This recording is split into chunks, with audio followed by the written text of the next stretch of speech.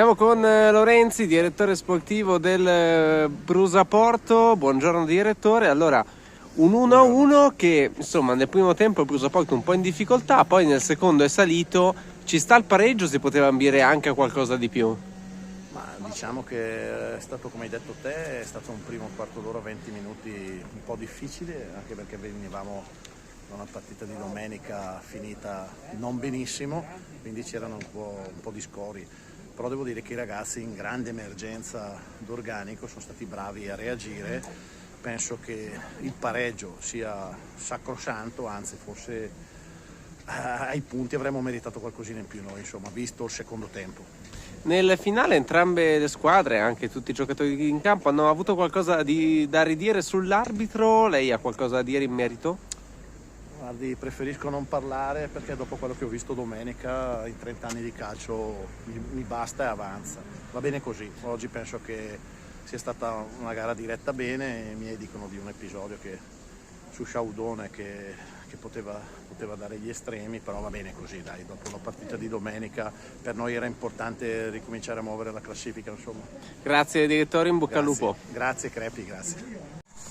Buongiorno mister, allora Folgore Caratese Brusaporto 1-1, Folgore che è partita molto bene nel primo tempo trovando quasi subito un vantaggio meritato assolutamente, nel secondo tempo un po' è risalito il Brusaporto, è anche un po' calata forse la Folgore che ha trovato meno occasioni lampanti, un punto guadagnato, 2 punti persi.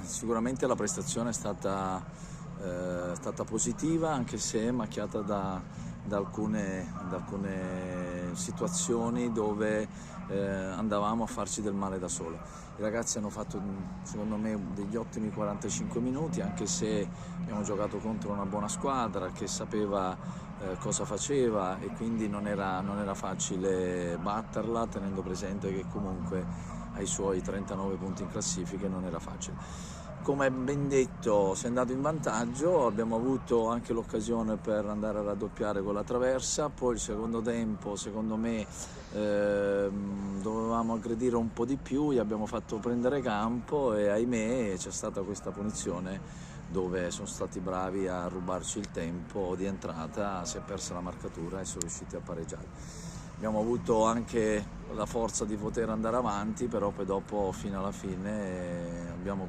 cercato di andarla a vincere ma non ci siamo riusciti. C'è stato qualche rammarico con l'arbitro sul finale?